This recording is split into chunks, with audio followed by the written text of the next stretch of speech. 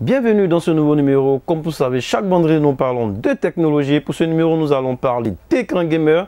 Nous avons été sollicités par cette épineuse question par un internaute venant de la Guinée du nom de Ismaël Bangoura qui a vraiment cherché à savoir pour vous, c'est quoi un écran gamer?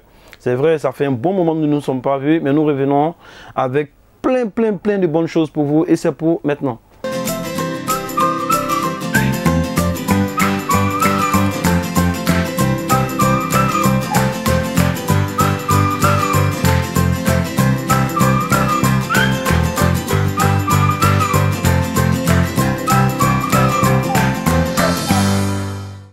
D'abord, ce qu'il faut savoir, de façon générale, un écran est reconnu par des spécifications suivantes.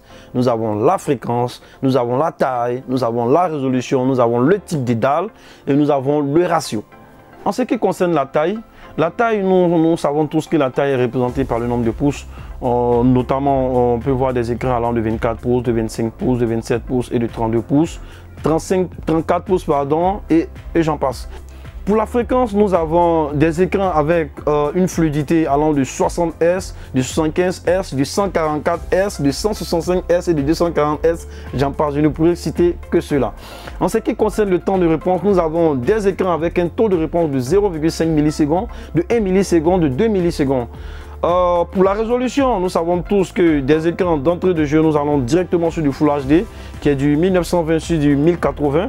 À côté de ça, nous avons des écrans de 2K, de 4K, de 8K. Nous avons aussi le ratio et le type de dalle.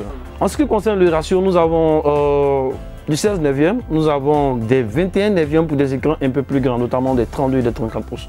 Pour le type de dalle, on a des dalles IPS et les dalles NA. Les dalles les plus utilisées sont les dalles IPS parce qu'elles ont une gamme de couleurs un peu plus élevée avec un champ de vision plus large. Les écrans gamer sont gratifiés par une fréquence supérieure à 60 Hz, sauf les écrans 4K et UHD. Nous allons prendre un cas pratique très simple. Si votre GPU est capable de transmettre 30 images par seconde à un moniteur qui est capable d'en recevoir 240 Hz, c'est une perte pour vous. Parce que c'est comme si vous vivez seul dans une duplex.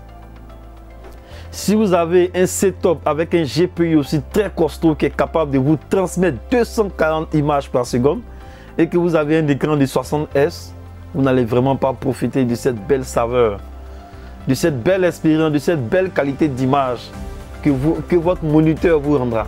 Okay. En gros, ce que vous devez retenir, prenez un écran qui est en adéquation avec votre setup. Nous sommes à la fin de notre vidéo. J'espère avoir répondu à cette question d'Ismaël Bangoura depuis la Guinée. Comme Bangoura l'a fait, vous pouvez éventuellement, si vous avez des thèmes enrichissants, vous pouvez les notifier en commentaire. Merci et à très bientôt pour un nouveau numéro.